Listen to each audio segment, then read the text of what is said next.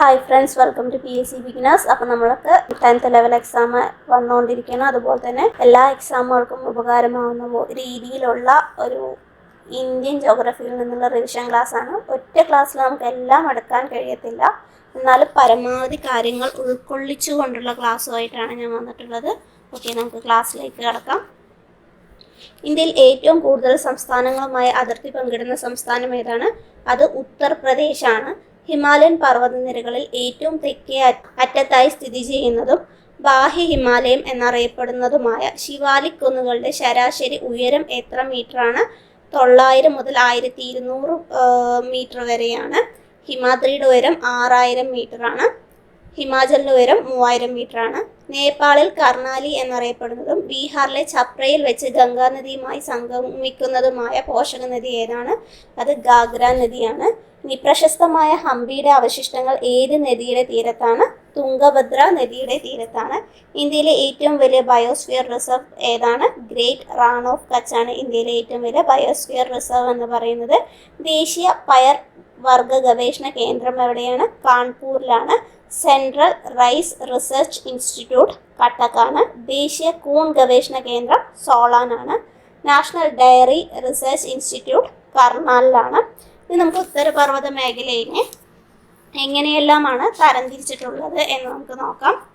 ഉത്തരപർവ്വത മേഖലയെ നമ്മൾ 3 വിഭാഗങ്ങളായിട്ടാണ് തരംതിരിച്ചിട്ടുള്ളത്. Trans Himalayan, Himalayan, Purvachal എന്നിങ്ങനെ 3ആയി തരംതിരിച്ചിട്ടുണ്ട്. അതിൽ ട്രാൻസ് ഹിമാലയെ തന്നെ കാരക്കോറം, ലഡാക്ക്, സസ്കർ എന്നും, ഹിമാലയത്തെ ഹിമാദ്രി, ഹിമാചൽ, സിവാലിക് എന്നും, കിഴക്കൻ മലനിരകളിൽ വരുന്നതാണ് പത്കായ്ബൂൺ, നാഗ കുന്നുകൾ, ഗാരോ, ഖാസി, ജയന്തിയ കുന്നുകൾ, അതുപോലെ മീസോ കുന്നുകൾ എന്നിവയെല്ലാം. നമ്മൾ പറഞ്ഞു ട്രാൻസ് ഹിമാലയം എന്ന് പറഞ്ഞാൽ ഹിമാലയ നിരകളുടെ വടക്കായി കാണപ്പെടുന്നതാണ്. കാരക്കോറം, ലഡാക്ക്, സസ്കർ എന്നീ പർവ്വത നിരകൾ ചേർന്നതാണ് എന്ത് എന്ന് പറയുന്നത്? ട്രാൻസ് ഹിമാലയം എന്ന് പറയുന്നത്. ഈ ട്രാൻസ് ഹിമാലയത്തിൻ്റെ ശരാശരി ഉയരം എന്ന് പറഞ്ഞാൽ എത്ര വരുന്നത്? 6000 മീറ്ററാണ് വരുന്നത്. ഈ ട്രാൻസ് ഹിമാലയം കാണപ്പെടുന്ന ഇന്ത്യൻ പ്രദേശങ്ങളാണ് കാശ്മീർ, ലഡാക്ക് എന്നിവയെല്ലാം. അവിടെ കാണപ്പെടുന്ന ശിലകൾ ഏതാണെന്ന് ചോദിച്ചാൽ ആഗ്നേയ ശിലകളാണ് അവിടെ കാണപ്പെടുന്നത്. അപ്പോൾ അതിൽ നമ്മൾ പറഞ്ഞു അവിടെ എന്തൊക്കെയാണ് വരുന്നത്? കാരക്കോറും, ലഡാക്കും, സസ്കറും ആണ് വരുന്നത് എന്ന് പറഞ്ഞു. ഈ കാരക്കോറമാണ് ട്രാൻസ് ഹിമാലയത്തിലെ ഏറ്റവും വടക്കായി സ്ഥിതി ചെയ്യുന്ന പർവ്വതനിര എന്ന് പറയുന്നത് കാരക്കോറമാണ്. ഈ മലനിര അറിയപ്പെടുന്നത് ബാക്ക് ബോൺ ഓഫ് ഏഷ്യ എന്നാണ് ഈ മലനിര, അതായത് കാരക്കോറം അറിയപ്പെടുന്നത്. ഇത് അഫ്ഗാനിസ്ഥാൻ്റെയും ചൈനയുടെയും പാകിസ്ഥാൻ്റെയൊക്കെ ഇന്ത്യക്ക് അതിർത്തിയായി നിലകൊള്ളുന്ന പർവ്വതനിര കൂടിയാണ് കാരക്കോറം എന്ന് പറയുന്നത്. നമ്മുടെ ഇന്ത്യയുടെ വടക്കേ അറ്റം ഏതാണെന്ന് നമ്മൾ പറഞ്ഞിട്ടുണ്ട്, ഇന്ദിരാ കോളാണെന്ന് അറിയാലേ. അത് സ്ഥിതി ചെയ്യുന്നത് ഈ കാരക്കോറം പർവ്വതനിരയിലാണ്. അതുപോലെ തന്നെ നമ്മുടെ ഇന്ത്യയിലെ ഏറ്റവും ഉയരം കൂടിയ കൊടുമുടിയായ, അതുപോലെ ലോകത്തിൽ നോക്കുകയാണെന്ന് പറഞ്ഞാൽ 2ാമത്തെ ഉയരം കൂടിയ കൊടുമുടിയായ മൗണ്ട് K2, അതായത് നമ്മുടെ ഗോഡ്വിൻ ഓസ്റ്റിൻ സ്ഥിതി ചെയ്യുന്ന പർവ്വതനിര കാരക്കോറം പർവ്വതനിരയിലാണ്. ഈ കാരക്കോറത്തിൽ തന്നെയാണ് ഹിമാലയത്തിലെ ഈ ആദ്യത്തെ വലിയ ഹിമാനിയായ സിയാച്ചിനും 2ാമത്തെ ഹിമാനിയായ ബാൽത്തോറോ ഹിമാനിയും സ്ഥിതി ചെയ്യുന്നത്. അടുത്തതാണ് എന്തെന്ന് പറയുന്നത്? ലഡാക്ക് എന്ന് പറയുന്നത്. ട്രാൻസ് ഹിമാലയത്തിലെ 2ാമത്തെ നിരയാണ് ലഡാക്ക് എന്ന് പറയുന്നത്. ചുരങ്ങളുടെ നാട്, അതുപോലെ നിശബ്ദ തീരം, ലിറ്റിൽ ടിബറ്റ് എന്നിങ്ങനെയെല്ലാം അറിയപ്പെടുന്നത് ഈ ലഡാക്കാണ്. ലഡാക്കിലേക്കുള്ള പ്രവേശന കവാടം ഏതാണെന്ന് ചോദിച്ചു പറഞ്ഞാൽ അതേതാണ്? ദ്രാസ് ആണ്. ഇന്ത്യയിലെ തണുത്ത മരുഭൂമി എന്നറിയപ്പെടുന്നത് ലഡാക്കിലെ ലേ ആണ്. ഇന്ത്യയിലെ തണുത്ത മരുഭൂമി എന്നറിയപ്പെടുന്നത് ലഡാക്കിലെ ലേ ആണ്. അതുപോലെ തന്നെ ഇന്ത്യയിൽ ഏറ്റവും ഉയരത്തിൽ സ്ഥിതി ചെയ്യുന്ന പീഠഭൂമി ഏതാണെന്ന് ചോദിച്ചാലും ലഡാക്ക് പീഠഭൂമിയാണ്. അടുത്തതാണ് സസ്കർ മലനിരകൾ. ട്രാൻസ് ഹിമാലയത്തിലെ ഏറ്റവും തെക്ക് ഭാഗത്തുള്ള മലനിരയാണ് എന്താന്ന് പറഞ്ഞു? വടക്ക് ഭാഗത്ത് കാരക്കോറമാണെന്ന് പറഞ്ഞു. അപ്പോൾ തെക്ക് ഭാഗത്തുള്ള മലനിര ഏതായിരിക്കുക? സസ്കർ മലനിരകളാണ്. ലഡാക്ക് നിരകൾക്കും ഹിമാദ്രിക്കും ഇടയിലാണ് ഇത് സ്ഥിതി ചെയ്യുന്നത്. ലഡാക്കിനും ഹിമാദ്രിക്കും ഇടയിലാണ് എന്ത് സ്ഥിതി ചെയ്യുന്നത്? സസ്കർ മലനിരകൾ സ്ഥിതി ചെയ്യുന്നത്. ഇന്ത്യയിലെ ഏറ്റവും തണുപ്പ് കൂടിയ ജനവാസ കേന്ദ്രം ഇവിടെയാണ്. എവിടെ? സസ്കറിലാണ്. ദ്രാസ് ആണത്. അതുപോലെ തന്നെ ജമ്മു, ശ്രീനഗറും സ്ഥിതി ചെയ്യുന്നത് എവിടെയാണ്? സസ്കറിലാണ് സ്ഥിതി ചെയ്യുന്നത്. ഇവിടെയുള്ള ചുരങ്ങളാണ് ഷിപ്കില, ലിപുലേഖ്, മന ചുരം എല്ലാം ഉള്ളത് എവിടെയാണ്? സസ്കറിലാണ്. അടുത്തതാണ് ഹിമാലയം. നമ്മൾ മറ്റൊരു വിഭാഗം പറഞ്ഞു? ഹിമാലയം എന്ന് പറഞ്ഞു അല്ലേ. അതിൽ ഏതൊക്കെ വരുന്നതെന്ന് പറഞ്ഞത്? ഹിമാദ്രി, ഹിമാചൽ, സിവാലിക് എന്നിവയാണെന്ന് പറഞ്ഞു അല്ലേ. ലോകത്തിലെ ഏറ്റവും ഉയരം കൂടിയ പർവ്വതനിരയാണ് എന്തെന്ന് പറയുന്നത്? ഹിമാലയം എന്ന് പറയുന്നത്. ഈ ഹിമാലയം പർവ്വതനിരയാണ് ഇന്ത്യൻ ഉപഭൂഖണ്ഡത്തെ ടിബറ്റൻ പീഠഭൂമിയിൽ നിന്നും വേർതിരിക്കുന്നത്. ലോകത്തിലെ ഏറ്റവും വലിയ മടക്കുപർവ്വതമാണ് എന്തെന്ന് പറയുന്നത്? ഹിമാലയം എന്ന് പറയുന്നത്. ഹിമാലയ പർവ്വതം രൂപപ്പെടാൻ കാരണമായ പ്രക്രിയയാണ് വലനം എന്ന് പറയുന്നത്. ലോകത്തിലെ ഏറ്റവും പ്രായം കുറഞ്ഞ മടക്കുപർവ്വതം ഏതാണെന്ന് ചോദിച്ചാൽ അത് ഹിമാലയമാണ്. ഏറ്റവും പ്രായം കുറഞ്ഞ മടക്കുപർവ്വതം ഹിമാലയമാണ്. ഹിമാലയത്തിലെ പ്രധാനമായും കാണപ്പെടുന്ന ശിലകളാണ് അവസാദ ശിലകളും അതുപോലെ തന്നെ കായാന്തര ശിലകളും. ഹിമാലയത്തിൻ്റെ ആകെ നീളം വരുന്നത് 2400 കിലോമീറ്ററാണ് വരുന്നത്. ഇവിടെ എങ്ങനെയാണെന്ന് പറഞ്ഞാൽ കിഴക്കൻ പ്രദേശങ്ങളിലേക്ക് കിഴക്കിലേക്ക് പോകുന്തോറും എന്താ ചെയ്യുന്നത്? പർവ്വതങ്ങളുടെ ഉയരം കുറഞ്ഞു വരികയാണ് ചെയ്യുന്നത്. ഈ ഹിമാലയത്തിൽ തന്നെയാണ് നമ്മൾ എങ്ങനെ അറിയപ്പെടുന്നത്? വാട്ടർ ടവർ ഓഫ് ഏഷ്യ എന്നറിയപ്പെടുന്നതും ഹിമാലയത്തിൽ തന്നെയാണ്. ഈ ഹിമാലയൻ പർവ്വതം ഏതൊക്കെ രാജ്യങ്ങളിലൂടെ കടന്നു പോകുന്നുണ്ട് ചോദിച്ചു പറഞ്ഞാൽ അഫ്ഗാനിസ്ഥാൻ, പാകിസ്ഥാൻ, ഇന്ത്യ, നേപ്പാൾ, ഭൂട്ടാൻ, ചൈന ഇത്രയും രാജ്യങ്ങളിൽ കൂടെ എന്ത് കടന്നു പോകുന്നുണ്ട്? ഹിമാലയം കടന്നു പോകുന്നുണ്ട്. അപ്പോൾ നമ്മൾ പറഞ്ഞ ഹിമാലയത്തെ പ്രധാനമായിട്ടും 3ആയി തരംതിരിക്കാമെന്ന് പറഞ്ഞു. ഹിമാദ്രി, ഹിമാചൽ, സിവാലിക്. അതായത് ഗ്രേറ്റർ ഹിമാലയ അല്ലെങ്കിൽ ഇന്നർ ഹിമാലയ, ഹിമാദ്രി എന്നെല്ലാം അറിയപ്പെടുന്നു. അപ്പോൾ ഹിമാദ്രി, ഗ്രേറ്റർ ഹിമാലയ, ഇന്നർ ഹിമാലയ എന്നെല്ലാം അറിയപ്പെടുന്നു. ഇനി ഹിമാചൽ ചോദിക്കുകയാണ് പറഞ്ഞാൽ മിഡിൽ ഹിമാലയ, ലെസ്സർ ഹിമാലയ എന്നറിയപ്പെടുന്നത്. ഇനി ശിവാലിക് ആണ് എന്ന് പറഞ്ഞാൽ ഔട്ടർ ഹിമാലയ എന്നും അറിയപ്പെടുന്നു. എങ്ങനെ അറിയപ്പെടുന്നു? ഔട്ടർ ഹിമാലയ എന്നും അറിയപ്പെടുന്നു. അപ്പോൾ ഹിമാദ്രിയെക്കുറിച്ച് നോക്കാം. ഹിമാലയത്തിലെ ഏറ്റവും വടക്ക് ഭാഗത്തുള്ള പർവ്വതനിരയാണ് ഹിമാദ്രി എന്ന് പറയുന്നത്. ഹിമാലയത്തിൻ്റെ നട്ടെല്ല് എന്ന് വിശേഷിപ്പിക്കുന്ന ഏതാണ്? അത് ഹിമാദ്രിയാണ്. ഇവയുടെ ശരാശരി ഉയരം വരുന്നത് 6000 മീറ്ററാണ്. ഹിമാലയൻ പർവ്വതങ്ങളിൽ ആദ്യം രൂപം കൊണ്ടതും ഹിമാലയൻ പർവ്വതനിരകളുടെ തുടർച്ചയായിട്ടുള്ളതുമായ പർവ്വതനിരയാണ് എന്തെന്ന് പറയുന്നത്? ഹിമാദ്രി എന്നറിയപ്പെടുന്നത്. ലോകത്തിലെ ഏറ്റവും ഉയരം കൂടിയ കൊടുമുടിയായ മൗണ്ട് എവറസ്റ്റ് സ്ഥിതി ചെയ്യുന്നത് ഹിമാലയത്തിലെ ഹിമാദ്രി നിരകളിലാണ്. എവിടെയാണ്? ഹിമാലയത്തിലെ ഹിമാദ്രി നിരകളിലാണ് മൗണ്ട് എവറസ്റ്റ് സ്ഥിതി ചെയ്യുന്നത്.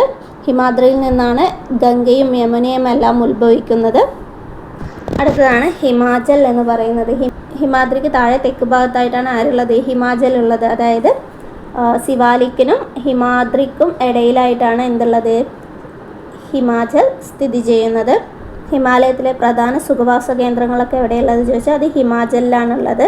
അതുപോലെ തന്നെ ഹിമാചലിൽ സ്ഥിതി ചെയ്യുന്ന പ്രധാന താഴ്വരകളാണ് കാശ്മീർ താഴ്വര, കുളു താഴ്വര, കാംഗ്ര താഴ്വര എന്നിവയെല്ലാം ഏതാണ്? ഹിമാചലിൽ സ്ഥിതി ചെയ്യുന്ന താഴ്വരകളാണ്.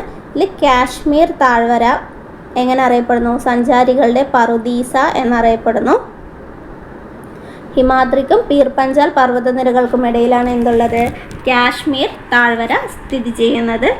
കുളു താഴ്വര എങ്ങനെയാണ് അറിയപ്പെടുന്നത്? ദൈവങ്ങളുടെ താഴ്വര എന്നാണ് കുളു താഴ്വര അറിയപ്പെടുന്നത്. കംഗ്ര താഴ്വര ഹിമാലയൻ പിരമിഡ് എന്നറിയപ്പെടുന്നതാണ് കംഗ്ര താഴ്വര എന്ന് പറയപ്പെടുന്നത്. ഇനി ഹിമാചലിലെ സുഖവാസ കേന്ദ്രങ്ങളാണ് ഷിംല, കുളു, മണാലി, ഡൽഹൌസി, ഡാർജിലിംഗ്, മസൂറി, നൈനിറ്റാൾ, അൽമോറ എന്നിവയെല്ലാം ഹിമാചലിലെ സുഖവാസ കേന്ദ്രങ്ങളാണ്. ഇനി സിവാലിക് എടുത്താൽ അപ്പോൾ ഹിമാദ്രിക്കും സിവാലിക്കിനും ഇടയിലാണ് ഹിമാചൽ പറഞ്ഞു അല്ലേ. അപ്പോൾ ഏറ്റവും താഴെയായിരിക്കും എന്തുണ്ടാവുക? ഹിമാലയ നിരകളിൽ ഏറ്റവും തെക്ക് ഭാഗത്തായി കാണപ്പെടുന്നതും അതുപോലെ ഗംഗാ സമതലത്തിന് സമാന്തരമായി കാണപ്പെടുന്നതും ഏറ്റവും ഉയരം കുറഞ്ഞതുമായ നിരയാണ് എന്ത് എന്ന് പറയുന്നത്? സിവാലിക് എന്ന് പറയുന്നത്. ഇതിൻ്റെ അർത്ഥം ശിവൻ്റെ തലമുടി ചുരുൾ എന്നാണ് ശിവാലിക്കിൻ്റെ അർത്ഥം. ഇന്ത്യയിലെ ഏറ്റവും വലിയ ഡൂണായ ഡെറാഡൂൺ എവിടെയാണുള്ളത് ചോദിച്ചു പറഞ്ഞാൽ അത് ശിവാലിക്കിലാണുള്ളത്. ഈ ശിവാലിക് പർവ്വതനിരയുടെ ലംബമായി കാണപ്പെടുന്നതും നീളമേറിയതും വിസ്തൃതവുമായ താഴ്വരകളാണ് ഈ ഡൂണുകൾ എന്നറിയപ്പെടുന്നത്. അടുത്തതാണ് കിഴക്കൻ മലനിരകൾ എന്ന് പറയപ്പെടുന്നത്. ഇന്ത്യയുടെ വടക്ക് കിഴക്കൻ സംസ്ഥാനങ്ങളിൽ സ്ഥിതി ചെയ്യുന്ന ഈസ്റ്റേൺ ഹിൽസ് എന്നും എന്താ അറിയപ്പെടുന്നുണ്ട്? ഈ മലനിരകൾ പൂർവാചൽ അറിയപ്പെടുന്നുണ്ട്. അപ്പോൾ ഇതിലെ കുന്നുകൾ അരുണാചൽ പ്രദേശിലാണ് എന്ത് കുന്നുകൾ അറിയപ്പെടുന്നത്? പത്കായ് കുന്നുകൾ അറിയപ്പെടുന്നത് എവിടെയാണ്? പത്കായ് കുന്നുകൾ സ്ഥിതി ചെയ്യുന്ന എവിടെയാണ്? അരുണാചൽ പ്രദേശിലാണ്.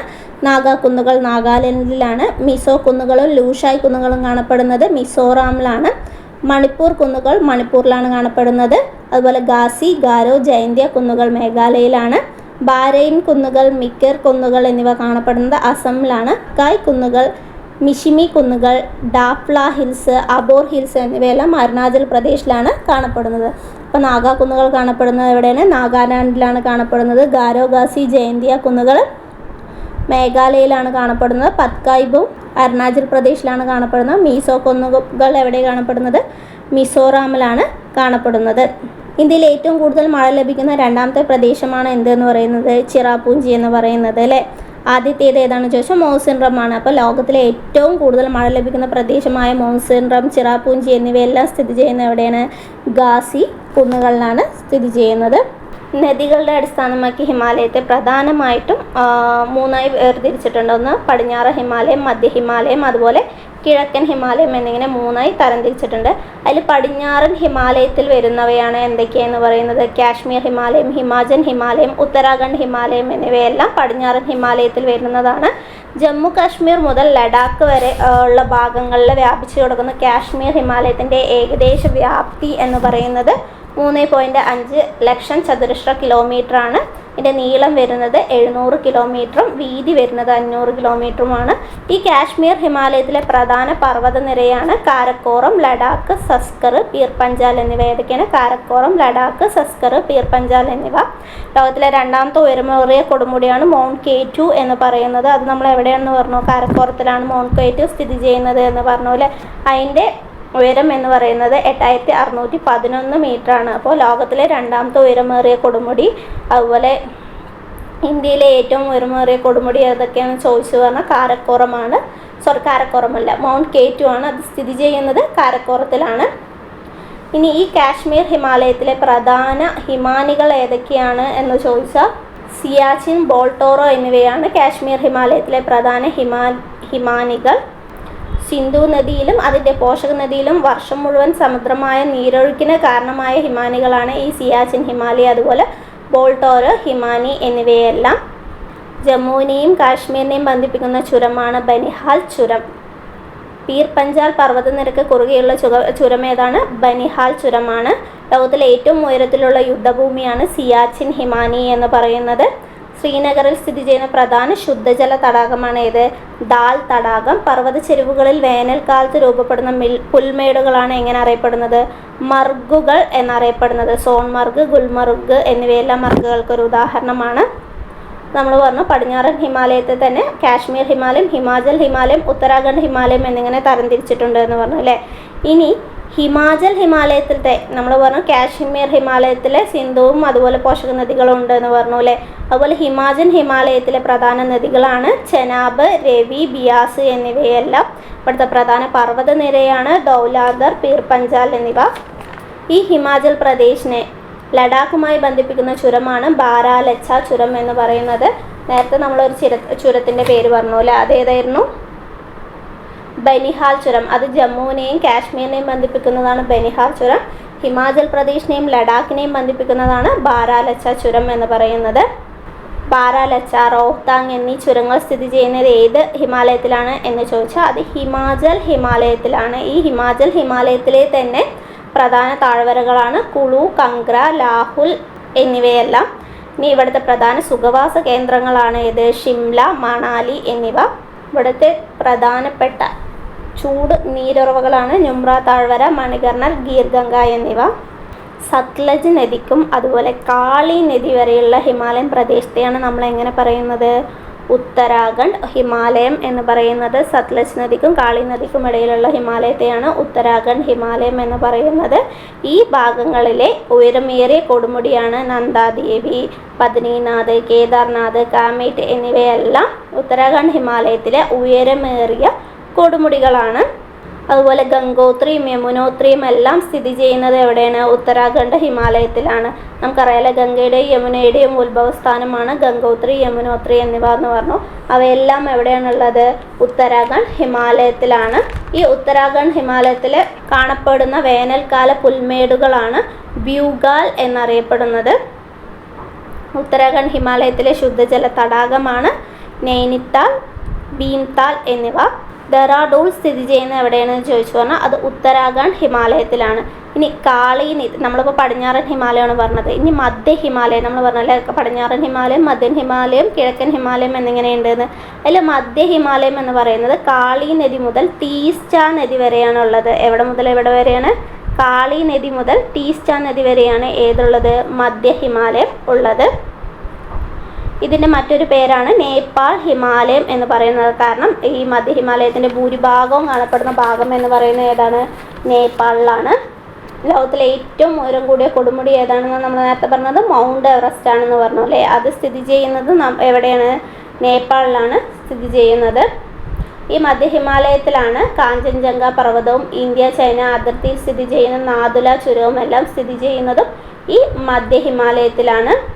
ഇന്ത്യയെ ഉൾപ്പെടുന്ന മധ്യ ഹിമാലയത്തിൻ്റെ ഭാഗമായ സംസ്ഥാനങ്ങളാണ് സിക്കിമും പശ്ചിമ ബംഗാളും. ഏതാണ്? സിക്കിമും പശ്ചിമ ബംഗാളും.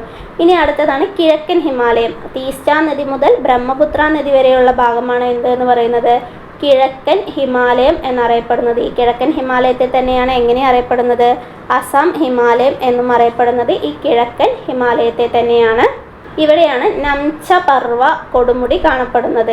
ഈ ഭാഗത്തു കൂടി ഒഴുകുന്ന നദിയാണ്, കിഴക്കൻ ഹിമാലയത്തിലൂടെ ഒഴുകുന്ന നദികളാണ് ബ്രഹ്മപുത്ര, കാമെങ്, സുബൻസിരി, ലോഹിത് എന്നിവയെല്ലാം കിഴക്കൻ ഹിമാലയത്തിലൂടെ ഒഴുകുന്ന നദികളാണ്. ഈ കിഴക്കൻ ഹിമാലയത്തിലുള്ള പ്രധാന ചുരങ്ങളാണ് ബോഡിൻല ചുരം, ദിഫു ചുരം എന്നിവയെല്ലാം ഇവിടെ കാണപ്പെടുന്ന ചുരങ്ങളാണ്. കാഞ്ചൻജംഗ, സൈക്കോവ, കാസിരംഗ, മാനാസ്, കൈബുൾ ലഞ്ചാവോ എന്നീ ദേശീയോദ്യാനങ്ങളെല്ലാം ഉൾപ്പെടുന്നത് എവിടെയാണെന്ന് ചോദിച്ചു പറഞ്ഞാൽ അത് കിഴക്കൻ ഹിമാലയത്തിലാണ്. അപ്പോൾ കാഞ്ചൻജംഗ ദേശീയോദ്യാനം സ്ഥിതി ചെയ്യുന്നത് സിക്കിമിലാണെന്ന് നമുക്കറിയാം അല്ലേ. അതുപോലെ കൈബുൾ ലഞ്ചാവോ ദേശീയോദ്യാനം സ്ഥിതി ചെയ്യുന്നത് മണിപ്പൂരിലാണ്. ദിബ്രു സൈക്കാവോ, കാസിരംഗ, മനാസ് എന്നീ ദേശീയോദ്യാനങ്ങൾ സ്ഥിതി ചെയ്യുന്നത് എവിടെയാണ്? ആസാമിലാണ്. അതുപോലെ ഉത്തരാഖണ്ഡിലാണ് പൂക്കളുടെ താഴ്വര, കോർബറ്റ് ദേശീയോദ്യാനം, രാജാജി ദേശീയോദ്യാനം എന്നിവയെല്ലാം സ്ഥിതി ചെയ്യുന്നത് എവിടെയാണ്? അതെല്ലാം സ്ഥിതി ചെയ്യുന്നത് ഉത്തരാഖണ്ഡിലാണ്. അപ്പോൾ പടിഞ്ഞാറൻ ഹിമാലയ മേഖലയെ വേർതിരിക്കുന്ന നദികളാണ് സിന്ധു, കാളി എന്നിവ. മധ്യ ഹിമാലയത്തെ വേർതിരിക്കുന്ന നദികളാണ് കാളി, തീസ്റ്റ എന്നിവ. കിഴക്കൻ ഹിമാലയത്തെ വേർതിരിക്കുന്ന നദികളാണ് തീസ്റ്റ, ബ്രഹ്മപുത്ര എന്നിവ. അപ്പോൾ കാളി നദിയുടെ പോഷക നദിയാണ് എന്തെന്ന് പറയുന്നത്? ഗാഗ്ര നദി എന്ന് പറയുന്നത്. ഈ പടിഞ്ഞാറൻ ഹിമാലയത്തിൽ തന്നെ നമ്മൾ എങ്ങനെ വേർതിരിച്ചു എന്ന് പറഞ്ഞു? കാശ്മീർ ഹിമാലയം, ഹിമാചൽ ഹിമാലയം, ഉത്തരാഖണ്ഡ് ഹിമാലയം എന്നിങ്ങനെ വേർതിരിച്ചു എന്ന് നമ്മൾ പറഞ്ഞിട്ടുണ്ടായിരുന്നു. ജമ്മു കാശ്മീർ, ലഡാക്ക് എന്നീ പ്രദേശങ്ങളിൽ വ്യാപിച്ചു കിടക്കുന്നതാണ് എന്ത്? കാശ്മീർ ഹിമാലയം എന്ന് പറയുന്നത്. 3.5 ലക്ഷം ചതുരശ്ര കിലോമീറ്ററാണ് ഇതിൻ്റെ വിസ്തൃതി എന്ന് പറഞ്ഞു. 700 കിലോമീറ്റർ നീളം, 500 കിലോമീറ്റർ വീതിയാണ് ഇതിനുള്ളത് എന്ന് പറഞ്ഞു. ഈ കാശ്മീർ ഹിമാലയത്തിലാണ് കാരക്കോറം, സസ്കർ, ലഡാക്ക്, പീർ പഞ്ചാൽ എന്നീ പർവ്വതനിരകളൊക്കെ ഉള്ളത് എന്ന് പറഞ്ഞു. ലോകത്തിലെ രണ്ടാമത്തെ ഉയരം കൂടിയ കൊടുമുടിയായ മൗണ്ട് കേറ്റു ഉള്ളത് എവിടെയാണ്? കാരക്കോറത്തിലാണ് എന്ന് പറഞ്ഞു. ഗോഡ്വിൻ ഓസ്റ്റിൻ എന്നത് അറിയപ്പെടുന്നു എന്ന് പറഞ്ഞു. ഈ മൗണ്ട് കേറ്റുയുടെ ഉയരമാണ് 8611 മീറ്റർ എന്ന് പറയുന്നത്. ഇത് സ്ഥിതി ചെയ്യുന്നത് കാരക്കോറത്തിലാണ്. ഇവിടെയുള്ള ഹിമാനികളാണ്, അതായത് കാശ്മീർ ഹിമാലയത്തിലെ ഹിമാനികളാണ് സിയാച്ചിൻ, ബോൾട്ടാരോ എന്നിവ. ജമ്മു പ്രദേശത്ത് കാശ്മീർ താഴ്വരയുമായി ബന്ധിപ്പിക്കുന്ന ചുരമാണ് ബനിഹാർ ചുരം. ഈ ബനിഹാർ ചുരം വന്നിട്ട് പീർ പഞ്ചാൽ പർവ്വതനിരക്ക് കുറുകെയാണ് കാണപ്പെടുന്നത്. അതുപോലെ ലോകത്തിലെ ഏറ്റവും ഉയരത്തിൽ സ്ഥിതി ചെയ്യുന്ന യുദ്ധഭൂമിയാണ് സിയാച്ചിൻ ഹിമാനി എന്നറിയപ്പെടുന്നത്. അതുപോലെ ശുദ്ധജല തടാകങ്ങൾ ഒരുപാടുള്ള കാശ്മീർ ഹിമാലയത്തിലെ പ്രധാന തടാകമാണ് ദാൽ തടാകം എന്ന് പറയുന്നത്. ശ്രീനഗർ പട്ടണത്തിലാണ് ഈ ദാൽ തടാകം സ്ഥിതി ചെയ്യുന്നത്. ഈ കാശ്മീർ ഹിമാലയൻ പ്രദേശങ്ങളിൽ പർവ്വത ചെരുവുകളിൽ വേനൽക്കാലത്ത് രൂപപ്പെടുന്ന പുൽമേടുകളാണ് എന്തെന്ന് പറയുന്നത്? മർഗുകൾ എന്ന് പറയപ്പെടുന്നത്. ഇതിനൊരു ഉദാഹരണം നമ്മൾ പറഞ്ഞിട്ടുണ്ടായിരുന്നു. സോൺമർഗും അതുപോലെ ഗുൽമർഗും അതിന് ഉദാഹരണമാണ് എന്ന് പറഞ്ഞു. അതുപോലെ ഹിമാചൽ ഹിമാലയത്തിലെ പ്രധാന നദികളാണ് ചിനാബ്, രവി, ബിയാസ് എന്നിവയെല്ലാം. ഹിമാലയ പ്രദേശമായ പ്രധാന പർവ്വതനിരകളാണ് ധോളാധർ, പീർ പഞ്ചാൽ എന്നിവ. ഈ ഹിമാലയത്തിലെ പ്രധാന ചുരങ്ങൾ ഏതെന്നാണ് നമ്മൾ പറഞ്ഞത്? ബാരാലച്ച ചുരം, റോഹ്താൽ ചുരം എന്നിവയാണ് പ്രധാന ചുരങ്ങൾ എന്ന് പറഞ്ഞത്. അതായത് ഹിമാചൽ പ്രദേശിനെ ലഡാക്കുമായി ബന്ധിപ്പിക്കുന്നത് ബാരാലച്ച ചുരമാണ്. ഇനി ഹിമാലയത്തിലെ പ്രസിദ്ധങ്ങളായ സുഖവാസ കേന്ദ്രങ്ങളാണ് ഷിംല, മണാലി എന്നിവ. ചൂട് നീരുറവകൾക്ക് പ്രസിദ്ധമായ ഹിമാലയൻ മേഖലയാണ് എന്ത് എന്ന് പറയുന്നത്? ഹിമാലയം എന്ന് പറഞ്ഞാൽ. ലാസ്റ്റത്തെയാണ് ഉത്തരാഖണ്ഡ് ഹിമാലയം. സത്ലജ് നദി മുതൽ കാളി നദി വരെയാണ് എന്ത് ഹിമാലയം വരുന്നത്? ഉത്തരാഖണ്ഡ് ഹിമാലയം വരുന്നത്. ഈ ഉത്തരാഖണ്ഡ് ഹിമാലയത്തിൻ്റെ തന്നെ കിഴക്കൻ ഭാഗം കുമയൂൺ ഹിമാലയം എന്നിങ്ങനെ അറിയപ്പെടുന്നു. അങ്ങനെ കുമയൂൺ ഹിമാലയം എന്നറിയപ്പെടുന്നു. ഉത്തരാഖണ്ഡ് ഹിമാലയത്തിലെ ഉയരമേറിയ കൊടുമുടിയാണ് നന്ദാദേവി, കാൻമൈറ്റ്, ബദരീനാഥ്, കേദാർനാഥ് എന്നിവയെല്ലാം. ഉത്തരാഖണ്ഡ് ഹിമാലയത്തിലാണ് നമ്മൾ എന്തെന്ന് പറഞ്ഞു? ഗംഗോത്രി, യമുനോത്രി ഒക്കെ സ്ഥിതി ചെയ്യുന്നത് ഉത്തരാഖണ്ഡ് ഹിമാലയത്തിലാണ് എന്ന് നമ്മൾ പറഞ്ഞു അല്ലേ. ഇവിടുത്തെ ശുദ്ധജല തടാകങ്ങൾ ഏതൊക്കെയാണ്? നൈനിത്താലും ഭീംതാലുമാണ് ഇവിടുത്തെ പ്രധാന ശുദ്ധജല തടാകങ്ങൾ എന്ന് പറയുന്നത്. ലെസർ ഹിമാലയത്തിന് സിവാലിക് താഴ്വരകൾക്കും ഇടയിൽ കാണപ്പെടുന്ന നിരപ്പായ താഴ്വരകളെ നമ്മൾ എന്തെന്ന് വിളിക്കുന്നു? ദൂൺ എന്ന് പറയുന്നു അല്ലേ. അങ്ങനെ നോക്കുകയാണെന്ന് പറഞ്ഞാൽ ഉത്തരാഖണ്ഡ് സംസ്ഥാനത്തിലെ ഏറ്റവും പ്രസിദ്ധമായ ദൂൺ താഴ്വരയാണ് ദെറാഡൂൺ എന്ന് പറയപ്പെടുന്നത്. കാളി നദി മുതൽ ടീസ്റ്റ നദി വരെയുള്ള ഹിമാലയത്തെയാണ് നമ്മൾ എങ്ങനെ പറയപ്പെടുന്നത്? മധ്യ ഹിമാലയം എന്നറിയപ്പെടുന്നത്, അല്ലെങ്കിൽ നേപ്പാൾ ഹിമാലയം എന്നറിയപ്പെടുന്നത്. കാരണം ഈ ഹിമാലയത്തിൻ്റെ പ്രധാന ഭാഗങ്ങളെല്ലാം സ്ഥിതി ചെയ്യുന്നത് എവിടെയാണ്? നേപ്പാളിലാണ് സ്ഥിതി ചെയ്യുന്നത്. എന്നാൽ ഇന്ത്യയുടെ പടിഞ്ഞാറൻ സിക്കിമും ഡാർജിലിംഗും ഒക്കെ ഈ മധ്യ ഹിമാലയത്തിൽ പെടുന്ന ഭാഗങ്ങളാണ്. ലോകത്തിലെ ഏറ്റവും ഉയരം കൂടിയ കൊടുമുടിയായ മൗണ്ട് എവറസ്റ്റ് എവിടെ സ്ഥിതി ചെയ്യുന്നതെന്ന് നമ്മൾ പറഞ്ഞത്? നേപ്പാളിലാണ് സ്ഥിതി ചെയ്യുന്നത്. ഈ മധ്യ ഹിമാലയത്തിലാണ് Mount Everest, Kanchenjunga, India China അതിർത്തിയിലെ നാഥുല ചുരം എന്നിവയെല്ലാം ഈ മധ്യ ഹിമാലയൻ മേഖലയിൽ ഉൾപ്പെടുന്നവയാണ്. ഇപ്പോൾ നദികളുടെ അടിസ്ഥാനത്തിൽ 3ആയി തരംതിരിക്കുന്നത് നമ്മൾ പറഞ്ഞു. അതുകൂടാതെ തന്നെ നമ്മൾ പഞ്ചാബ് ഹിമാലയം അല്ലെങ്കിൽ കാശ്മീർ ഹിമാലയം എന്നെല്ലാം അറിയപ്പെടുന്നത് സിന്ധുവിനും സത്ലജിനും ഇടയിലുള്ള ഭാഗമാണ്. സിന്ധു നദിക്കും സത്ലജ് നദിക്കും ഇടയിലുള്ള ഭാഗമാണ് നമ്മൾ എങ്ങനെ അറിയപ്പെടുന്നത്? കാശ്മീർ ഹിമാലയം അല്ലെങ്കിൽ പഞ്ചാബ് ഹിമാലയം എന്നെല്ലാം അറിയപ്പെടുന്നത്. 560 കിലോമീറ്ററാണ് ഇതിൻ്റെ ദൂരം എന്ന് പറയുന്നത്. ഇവിടെ കാണുന്ന പർവ്വതനിരകളാണ് കാരക്കോറം, ലഡാക്ക്, സസ്കർ, പീർ പഞ്ചാൽ, ധൗലാധർ എന്നിവയെല്ലാം. അവിടുത്തെ പ്രധാന തടാകമാണ് ദാലും വൂളാറും. പിന്നെ കുമയൂൺ ഹിമാലയം എടുക്കുകയാണെന്ന് പറഞ്ഞാൽ അത് ഏതിനൊക്കെ ഇടയിലാണ് വരുന്നത്? സത്ലജിനും കാളിക്കും ഇടയിലാണ് കുമയൂൺ ഹിമാലയം വരുന്നത്. 320 കിലോമീറ്ററാണ് അതിൻ്റെ ദൂരം. ഇവിടെയാണ് തൃശ്ശൂർ, നന്ദാദേവി എന്നീ പർവ്വതങ്ങളെല്ലാം കാണപ്പെടുന്നത്. അതുപോലെ ഗംഗയുടെയും യമുനയുടെയും ഗംഗോത്രി, യമുനോത്രിയും കാണപ്പെടുന്നത് എവിടെയാണ്? ഈ കുമയൂൺ ഹിമാലയത്തിലാണ്. ഇനി നേപ്പാൾ ഹിമാലയം, നമ്മൾ മധ്യ ഹിമാലയം എന്നെല്ലാം പറഞ്ഞ നേപ്പാൾ ഹിമാലയം കാളി നദിക്കും ടീസ്റ്റ നദിക്കും ഇടയിലാണ് എന്ത് വരുന്നത്? നേപ്പാൾ ഹിമാലയം വരുന്നത്. 800 കിലോമീറ്ററാണ് ഇതിൻ്റെ ദൂരം എന്ന് പറയുന്നത്. ഇവിടെയാണ് എന്ത് കാണപ്പെടുന്നത്? മൗണ്ട് എവറസ്റ്റും കാഞ്ചൻജംഗയും എല്ലാം കാണപ്പെടുന്നത്. ഇനി ആസാം ഹിമാലയം അവസാനം ബ്രഹ്മപുത്ര നദി. ശരിക്കും പറഞ്ഞാൽ ഇവിടുന്ന് സിന്ധു മുതൽ ഇവിടുന്ന് ബ്രഹ്മപുത്ര വരെയാണ് ഈ നദികൾ കാണപ്പെടുന്നത്. അപ്പോൾ ബ്രഹ്മപുത്ര വരുന്നത് ആസാം ഹിമാലയം അല്ലെങ്കിൽ അരുണാചൽ പ്രദേശ് ഹിമാലയം എന്നെല്ലാം അറിയപ്പെടുന്നു. ഇവിടെ കിഴക്കൻ മലനിരകളാണ് പ്രധാന പർവ്വതനിരകൾ എന്ന് പറയുന്നത്. അപ്പോൾ സിന്ധു നദി മുതൽ സത്ലജ് നദി വരെ കാശ്മീർ ഹിമാലയം, സത്ലജ് നദി മുതൽ കാളി നദി വരെ കുമയൂൺ ഹിമാലയം, കാളി നദി മുതൽ ടീസ്റ്റ നദി വരെ നേപ്പാൾ ഹിമാലയം, ടീസ്റ്റ നദി മുതൽ ബ്രഹ്മപുത്ര നദി വരെ ആസാം ഹിമാലയം എന്നിവയാണ്. അപ്പോൾ ഞാൻ വീണ്ടും പറഞ്ഞുകൊണ്ടിരിക്കുകയാണെന്ന് എനിക്കറിയാം. പക്ഷെ വളരെ ഇമ്പോർട്ടൻ്റ് ആയതുകൊണ്ടാണ് വീണ്ടും പറഞ്ഞത്. ഓക്കെ, ഇതുപോലെ അടുത്തൊരു ക്ലാസ്സുമായിട്ട് ഉടനെ തന്നെ വരുന്നതായിരിക്കാം. Okay, by.